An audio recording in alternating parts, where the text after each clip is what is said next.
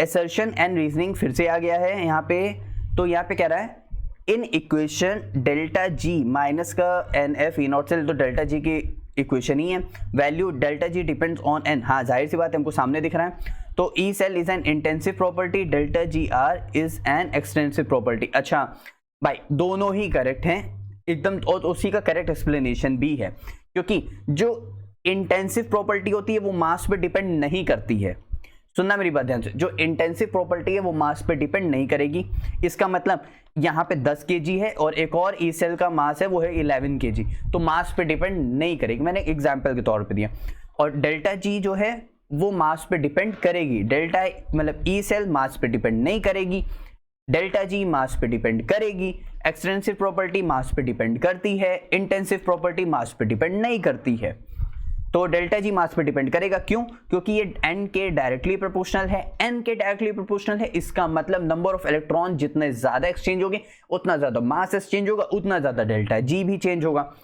तो यहाँ पे this equation clearly shows that delta G depends on N, so the number of electron transfer changes, so delta G also changes।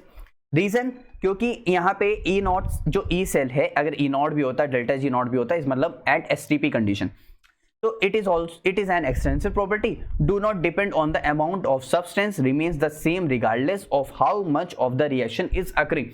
मतलब बिल्कुल भी मास पे depend नहीं कर रहा है, जिस रिएक्शन जो भी प्रोडक्ट है उसी के अकॉर्डिंग वो वर्क कर रहा है। यहाँ पे डेल्टा जी क्या है, इज एन एक्सटेंसिव प्रॉपर्टी, जैसे जैसे नंबर ऑफ इलेक्ट्रॉन ट्रांसफर होते जाएंगे, जैसे जैसे नंबर ऑफ इलेक्ट्रॉन का चेंज आता जाएगा, वैसे ही डेल्टा जी में भी चेंज आता जाएगा।